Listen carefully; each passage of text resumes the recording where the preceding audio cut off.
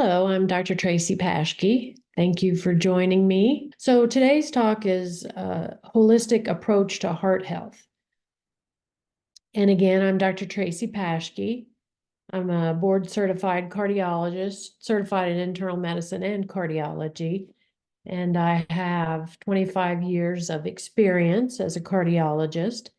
And here I'm a member of the American College of Cardiology and some different groups. I'm a certified life coach, and I founded Heart Health Prevention and Wellness, which specializes in integrative cardiology with a specific focus on prevention and risk factor modification. So this is the name of my clinic, Heart Health Prevention and Wellness, and I have an office in downtown Monument, and then I can also see people from all over the state and in several other states through telemedicine. So here are the objectives of our talk today, explaining a little bit about the heart, a refresher course from 8th grade biology. And then we're going to talk about the pillars of holistic heart health, some preventive measures and screenings, and some integrative approaches to kind of tie it all together. So why is heart disease important? Well, cardiovascular disease is the #1 killer of men and women. Cardiovascular disease kills more women than cancer, diabetes, Alzheimer's, accidents, and chronic respiratory diseases combined. And a lot of women don't realize that, so that's an important thing to note. Cardiovascular disease accounts for almost 1 million deaths per year. And in the United States, someone has a heart attack every 40 seconds. So what's the good news? The good news is that the American Heart Association estimates that 80 to 90% of cardiovascular deaths are preventable with lifestyle modification and treatment of risk factors. So this is what we want to focus on, right? So here's a video of the normal heart. So the heart sits in the center of the chest. It's about the size of your fist. It has 4 chambers: right atrium, right ventricle, left ventricle, and the left atrium's up under there. And then it has 4 heart valves and keeps the blood moving through the heart, through the body, and everything functioning appropriately, gets oxygen to all the cells in our body. But things can go wrong. So cardiovascular disease is kind of a broad umbrella term, and it can mean all sorts of things: coronary artery disease, congestive heart failure, abnormal heart rhythms, and structural heart disease. Those are the 4 most commonly discussed types of heart disease. But then there are other things like hypertensive heart disease from long-standing high blood pressure, aortic diseases, peripheral arterial disease, PAD, you may have heard it called, and then congenital heart disease, things that kids are born with. So this is a picture of atherosclerosis, so coronary artery disease. So this is a picture from an angiogram where we go up in the artery in the leg or the arteries in the wrist, and we shoot X-ray dye and take pictures of the arteries. And this is a picture of a blocked artery. So you see how this is the catheter that we put in, and we run it through, and then we shoot the dye. So see how the vessel is smoother up here, and then you have this very narrow portion, and then it opens back up here. So this is the right coronary artery, and that's a blockage in the middle part of the right coronary artery. So that blockage comes from, so this is another picture of that same vessel looking at the inside. So the blockage that we see on this picture right here is formed by this. So this is cholesterol plaque that forms in the artery. And if it gets big enough, it can obstruct blood flow and cause symptoms like chest pain. And then if this plaque becomes unstable, it can rupture and releases these substances into the bloodstream. And then that makes the blood clot, and it can obstruct the blood flow to this part of the vessel. And that's what causes a heart attack. So if this is the vessel that's in this previous picture, and you have that plaque that ruptures here where that little blob is, and then it cuts off blood flow to the rest of the heart artery, and it affects the heart muscle. So you don't get normal blood flow there. So the muscle tissue can actually die. And that's what causes a heart attack. So then we can have heart failure. You may have heard the term congestive heart failure. So that's when the heart muscle doesn't squeeze normally. So it's either weakened or it's stiffened, and it's not normal pumping function. We can also have abnormal heart rhythms. So those are called arrhythmias. Those are a type of heart disease. And then we can also have problems with the heart valves. So there are four valves inside the heart that open and close. They're one-way valves, so they open and close and keep blood moving forward through the heart. And sometimes these valves can become stiff or become thickened or redundant, and they don't close properly. Sometimes they don't open properly, and then sometimes they don't close properly. And it can either restrict blood flow through the heart valves, or it can cause leakage of the heart valves, regurgitation, that's called. So what are the risk factors for all these different types of cardiovascular disease? Well, we have some non-modifiable risk factors, so things such as age, sex, ethnicity, and genetics, right? We can't change these things, so these are not modifiable. But then we have this whole bigger list of modifiable risk factors. So this is things like an unhealthy diet, physical inactivity, smoking, high blood pressure, high cholesterol, diabetes, and obesity. So on these modifiable risk factors, some of these we can address, and then some of these we don't want to get these things in the first place, right? So how do we prevent getting these risk factors for heart disease? And if we have these risk factors already, what can we do to control the risk factors, make them less likely to cause long-term problems?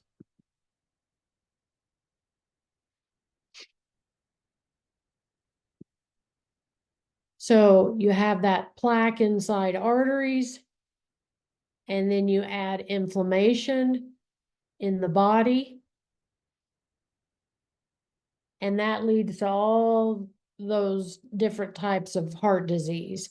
But we don't want any of that, right? We want our heart to be healthy. We don't want to get diabetes or high blood pressure or high cholesterol. So that's where the holistic heart health part comes in, right? So what can we do to take a more active approach to our cardiovascular health? What can we do to modify these risk factors and control risk factors if we already have them? And so let's go through a few of these. So first, I tell people to know your numbers. So just like we know our height and our weight, everyone should know their blood pressure.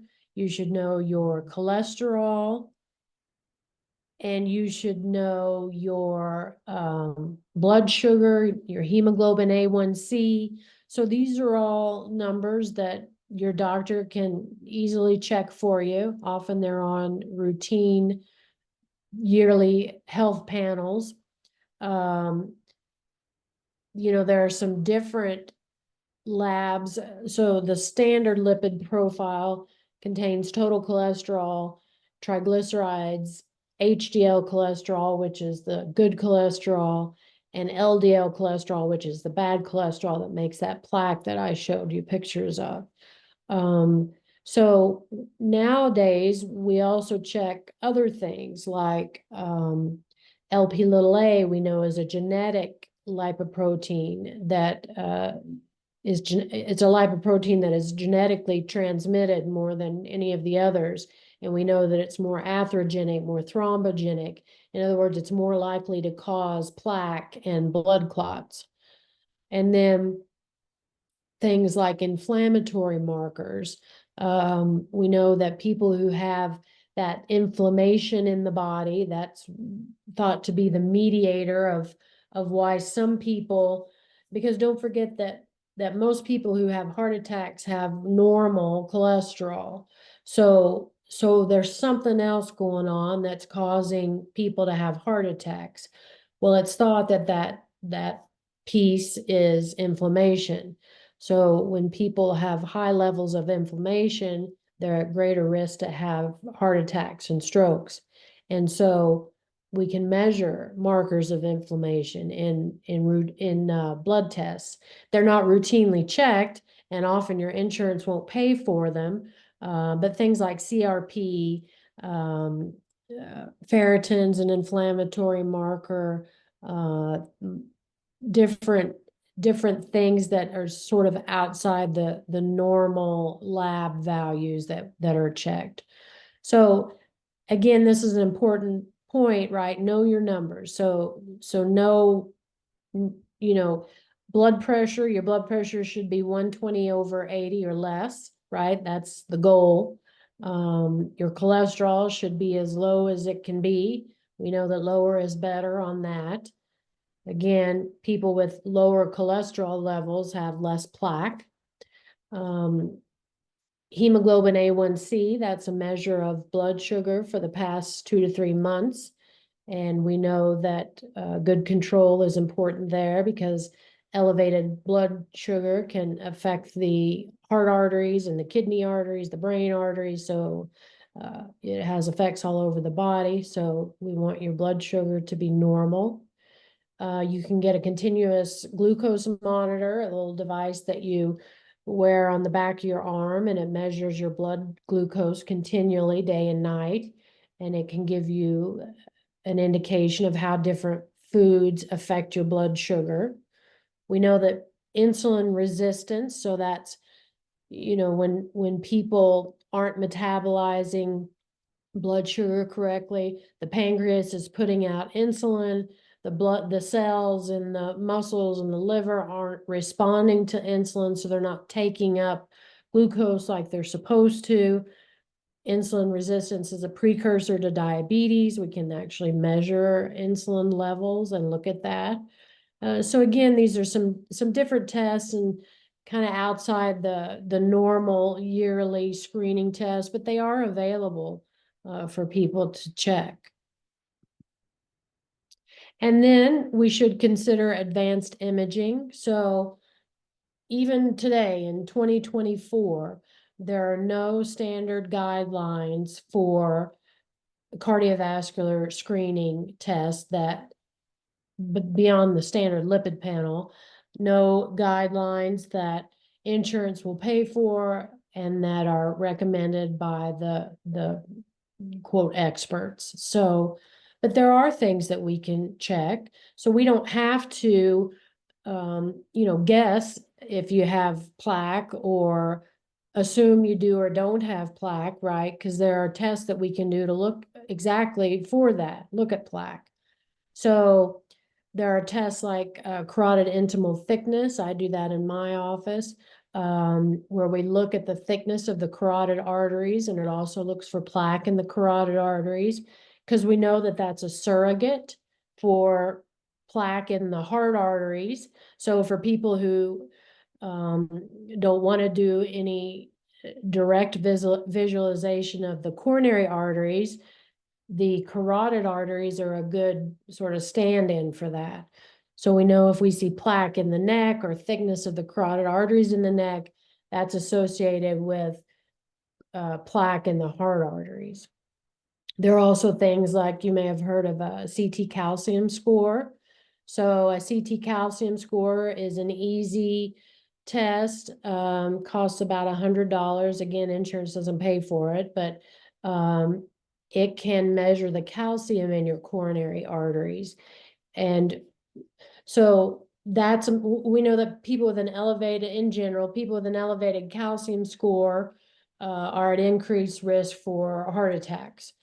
And so one sort of downside is that the calcium score measures the hard calcified plaque, but doesn't look for soft plaque. So the more unstable plaque, the more plaque that's more likely to rupture is soft plaque. So there are some tests. Coronary CTA measures, looks at all the plaque in the arteries and can look for directly at the coronary arteries. Again, insurance doesn't pay for it for screening, but I can get it for my patients about $500 at an imaging center. And then the sort of the latest, greatest thing is what we call clearly imaging. So that adds AI analysis of plaque. So it tells us the percent stenosis, whether the plaque is hard plaque or the more unstable soft plaque. It lays out beautiful pictures of your arteries. So that's a great test to look for atherosclerosis. So then what are the holistic parts? So once we know our numbers and we've gotten some imaging, what are the holistic factors that we need to pay attention to that tell us whether we're at risk to either have a cardiac event or develop one of the risk factors for a cardiac event like high blood pressure, diabetes, or high cholesterol? So the first sort of pillar that we talk about is diet. So the best diet for your heart is a whole food plant-based diet. So more fruits and vegetables, beans, legumes, nuts and seeds, less animals and animal products, less saturated fats, less processed foods. So more natural things, the things that come out of the ground, right? So mostly plants in their most natural form. So if that forms the basis of your diet, that's going to be the best type of diet for your heart. The other types of diet, you may have heard of the Mediterranean diet. So that's a diet that's based mostly in fruits and vegetables, beans. They do have some seafood, a little meat, but mostly seafood, olive oil.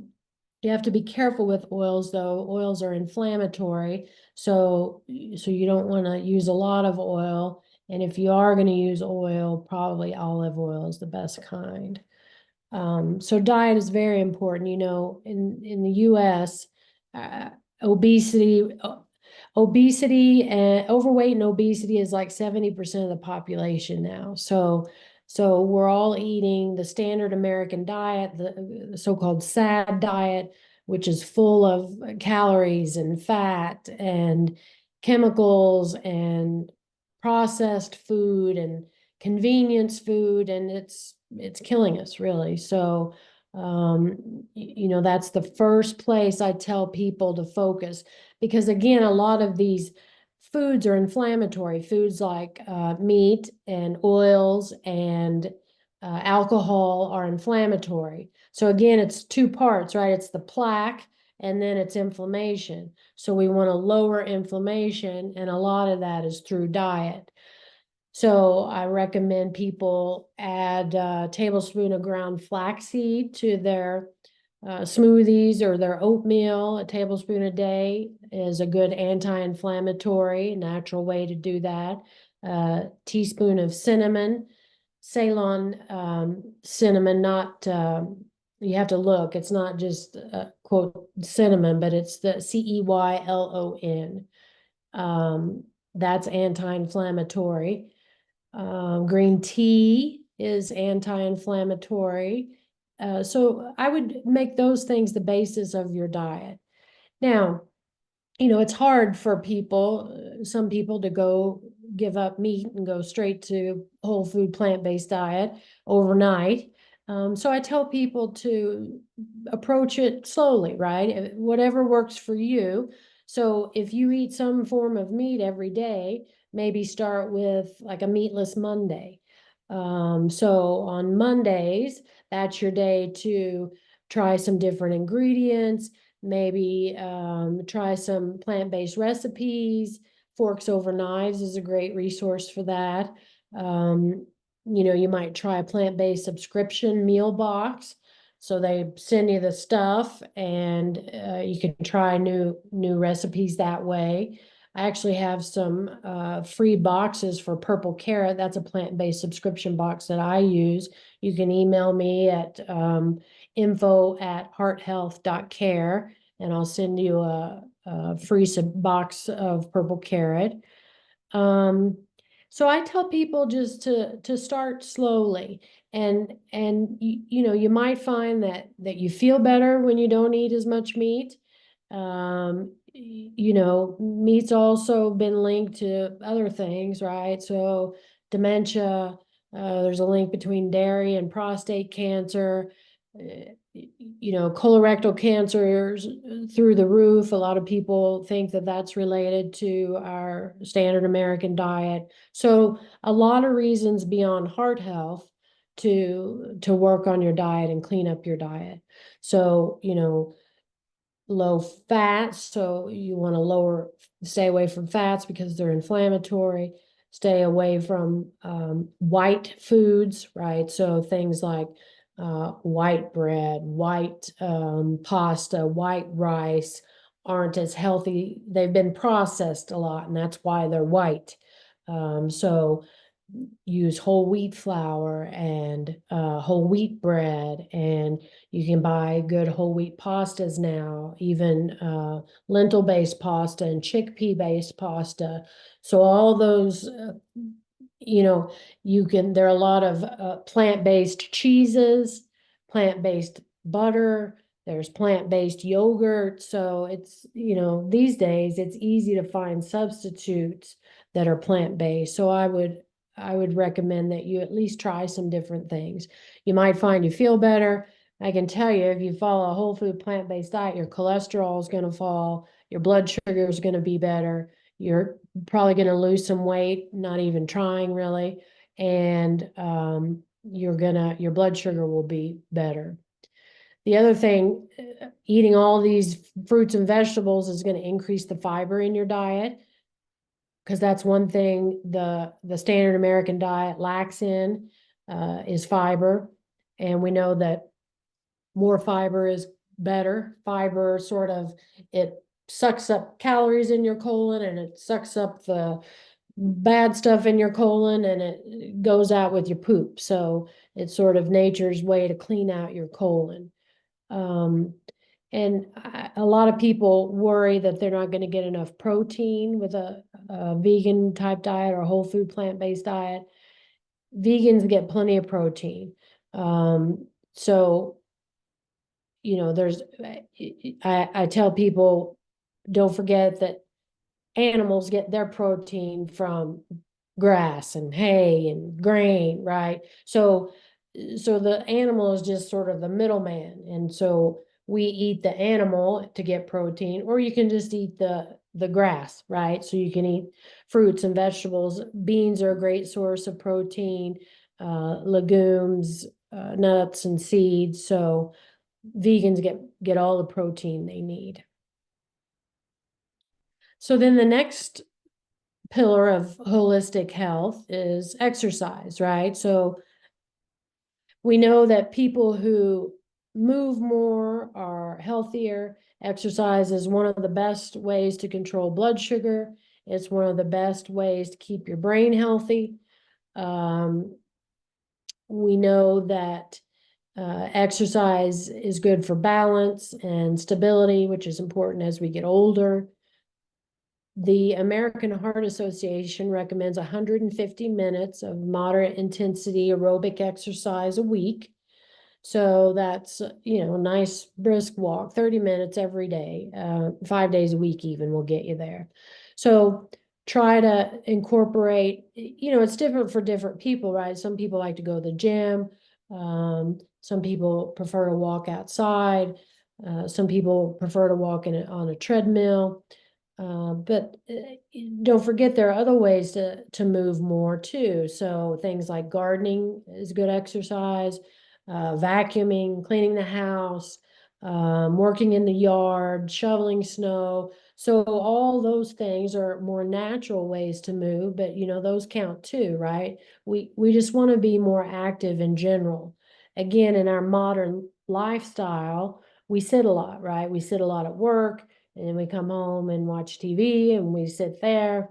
So we just need to try to be more mindful about moving more.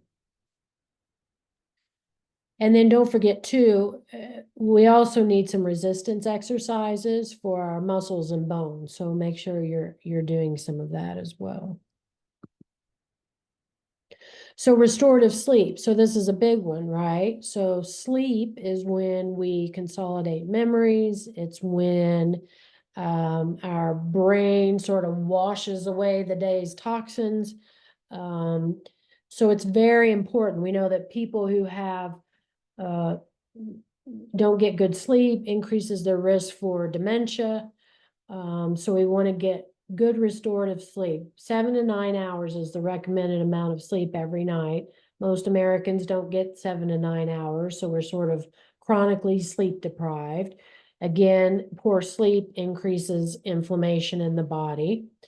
So we want to have a routine, sort of a wind down routine. So you got to figure out. I tell people to work backwards. So if you get up at 6 in the morning to get your 7 to 9 hours, say your 8 hours of sleep, you want to start. You want to be asleep by 10, right? So then around 9, you want to start your wind down routine.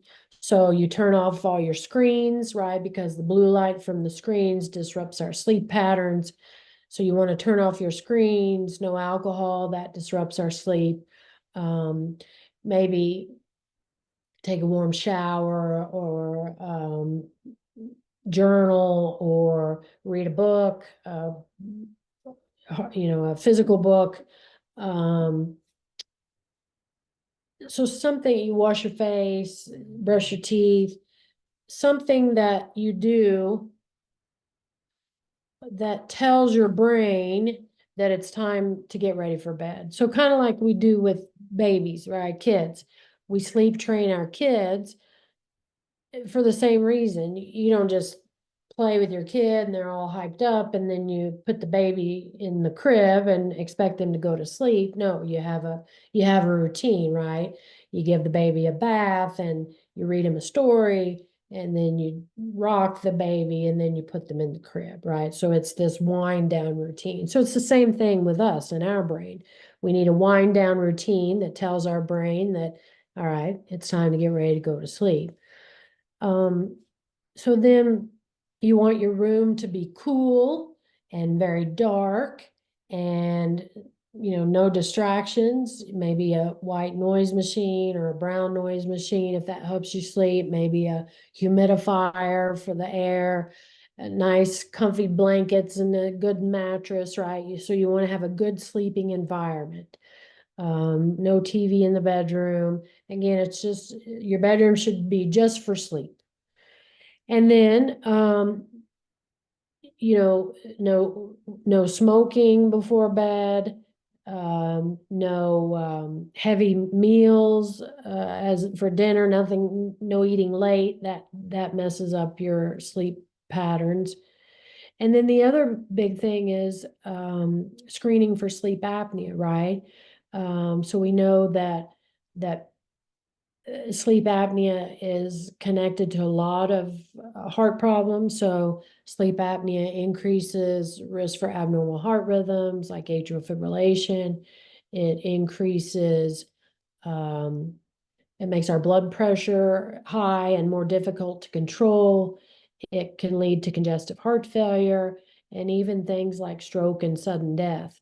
So, and a lot of people the classic symptoms of sleep apnea are snoring.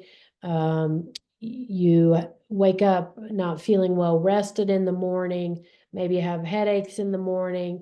You fall asleep easily in the afternoon. You just feel kind of tired and run down. You have brain fog. But some of those things, they happen slowly over time, so you may not really be aware of it. And the classic person with sleep apnea is a man who's overweight with a big belly, and snores a lot. But I've seen tall, skinny women with sleep apnea. So it also has to do with your throat, right? So your airway, what's going on there. And so I often suggest screening for sleep apnea. And again, we can do that. In this day and age, we have mechanisms to do that. I like to use it's a little ring device that people wear on their finger for 5 nights. And it measures your oxygen and your heart rate variability and apneic episodes. It's FDA approved to diagnose sleep apnea. So just again as a screening tool, right? Because if we don't look, we don't know. So we need to look. The other pillar is stress management, because again, we know that people who have a lot of stress, so stress back in the day, right, when a tiger was chasing us, the stress response of the body, it saves our life, right? So it when we see the tiger, our body secretes stress hormones like cortisol and adrenaline, and it makes us, you've probably heard the term uh, fight or flight, right? Or freeze. That's kind of, so when we see the tiger, we either run away or we stand still and play dead. But all those are stress responses. It's sort of reflexes. We don't have to think about it, which is good in the acute setting, right? But in the chronic setting, so in today's modern life, when, we're worried about our family and our jobs and our finances and what's happening on the other side of the world, we're bombarded with everything all the time. It creates this chronic stress, this chronic state of stress that we're in. And again, this increases inflammation in the body. And again, inflammation is one of the keys, sort of this underlying mechanism for coronary artery disease. So we want to practice stress management. So this should be part of your daily routine. Things like meditation, yoga, qigong, things like journaling, practicing gratitude. We know that people who practice gratitude list 3 things or think of 3 things every day that you're grateful for, have less stress. People who meditate have less stress. It changes our brain. Practicing mindfulness in general, right? So when you sit down to eat, instead of sitting down to eat and rushing through your meal and not paying attention or watching the news or a video, you pay attention to your meal. You think about everything you're eating, where it comes from, how it got to your plate. Um, again, if you're eating a plant-based meal, it grew out of the ground and then a farmer harvested it, and then a truck driver brought it to the grocery store, and then someone put it on the shelf. And so you follow the whole thing through your head. And again, you taste your food. We know that people who chew their food like 20 times per bite have way less than other people.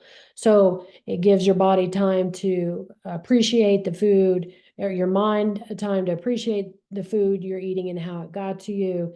And then it gives your body time to digest the food that you're eating.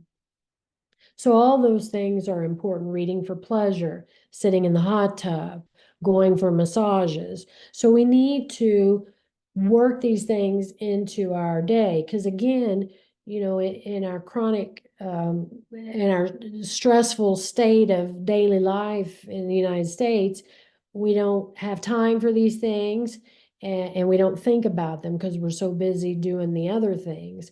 But these things should really be at the top of the list, right? Because if we don't take care of ourselves, we can't take care of our kids or our spouse or our coworkers, right? You can't pour from an empty cup. So this is a very important part of holistic heart health. And then, of course, avoiding risky substances, right? So hopefully everybody by now knows that smoking cigarettes is horrible for your health. So if you're still smoking, obviously it's not easy to quit, or you wouldn't still be smoking. There are different ways. Some people do, meditation helps some people quit smoking, hypnosis, um, things like patches. You can get patches, over-the-counter patches and gum. There are some prescription medications that your doctor can prescribe to help you stop smoking. Vaping, some people use vaping as a bridge to stop smoking. Vaping's not good for you either, so I tell people they need to stop that as well. Alcohol, we used to recommend a glass or two of red wine every day, every night. I didn't, but some people did. They reevaluated that data on red wine within the past year or so, and the data was kind of sketchy. And we know all the other adverse effects of alcohol. So things like falls and impairs your judgment, and it's bad for your liver, it's horrible for your brain. Alcohol is a direct toxin to the heart, right? It can cause a cardiomyopathy or weakening of the heart muscle, makes your blood pressure go up, makes your triglycerides go up. So I would try to cut out your alcohol. And then the last thing I usually talk about is marijuana. As marijuana becomes legal, more people are using marijuana. Um, there hasn't been a lot of data on marijuana in the heart, but the data that is coming out doesn't look good. So a paper came out not too long ago. A study was published that increased risk of strokes and heart attacks in people who use marijuana.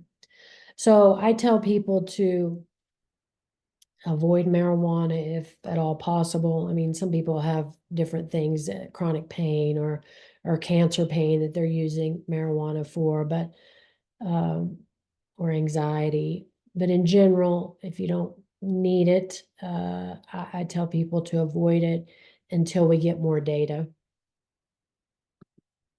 And then the last sort of holistic pillar is social connection. So we know that people who have strong social connections live longer than people who don't.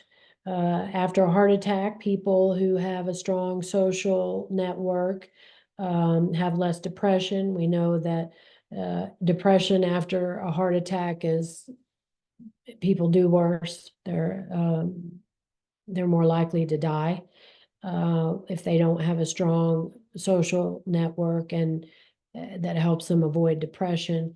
So again, these things are important, and things that we can affect and can change, right? So maybe you connect with people through Meetup or through clubs in town or church or other place of worship. Um, your kids play dates with your kids and their parents. So just different ways to broaden your social network because it's good for your health. So all these things, this is what I do in my clinic. I have what I call a heart health roadmap. So And it incorporates all these things that I've talked about, because again, all these pieces that you may not think of as pertaining to your heart and heart health are important. So we do a extensive intake and review. I have questionnaires that people fill out about their health history, of course, and about their family history, about their stress levels, sleep. I have people keep a 3-day food journal so we can see sort of where you are to start. And then we do this advanced lab testing that I was talking about. So besides the standard lipid panel, we look at ApoB and LP(a), these other lipoproteins that are important and increase cardiovascular risk. We look at LDL particle size. We know that people with small, dense LDL particles have those particles are more atherogenic, more likely to cause plaque. We look at inflammatory markers. Again, all these things give us a good picture of what's going on inside your arteries. And then to really see what's going on directly inside your arteries, that's where those advanced cardiac diagnostics come in, those pictures of the arteries I showed you. Then we address mindset for success, right? Because we don't want to be depressed or sad because maybe we already have some of these risk factors and we haven't been doing the right things, and maybe heart disease runs in your family and you feel like you can't really get out of it. Well, again, the whole point of this is, don't forget that even for heart disease that runs in families, only 10 to 20% is genetic, 80 to 90% is lifestyle. So that should make you feel more empowered, right? So you can control these things and you can make changes, and it's never too late to change this stuff. Even if you're 80, it's never too late to adopt healthier lifestyle habits, because what you're doing impacts what you do today impacts down the road, right? So any changes that you make today are good for the future. And then I like to talk to people about what are their health goals. It might be different. One person, maybe it's to live long enough to see their grandkids graduate from college. Maybe the next person, it's to live to be 100 like their grandma did. But some people, haven't really thought about that part of it. What are your specific goals? What do you want in your life? And then that helps me understand what's important to you and helps formulate a plan. So then we address diet and inflammation. Again, all these things that cause inflammation in the body. We talk about stress management and the cortisol levels, adrenaline, and again, how it's related to inflammation. We screen people for sleep apnea, talk about good sleep habits. We talk about exercise and new ways to move, ways to be more active that you may not have thought of. And the end point of all this is that we live longer, but not only live longer, but we live longer in good health. So not only do we increase our lifespan, but we increase our health span. We want to live a long time, but we want to be able to go for a hike and go visit our grandkids or our great grandkids and get down on the floor and play with them and be active and be part of their life. So to do that, we want to address all these things with the end result being a long life of good health. So I hope you enjoyed the talk today. Remember that heart health encompasses a lot of different things, and all those things are a holistic way of approaching heart health, which is a different way than you might have either thought about or might have been told. because it's not the normal way we approach it in our traditional healthcare system, right? So the way I approach it in this more integrative fashion, I sort of cherry pick the best parts of functional medicine, integrative medicine, um, alternative medicine, and traditional Western medicine. So using all the best parts in a program that helps people change their life, because that's the other thing to remember, right? It's not just improving your heart health, but things that improve your heart health also improve your brain health, your lung health, your liver health, right? Your gut health.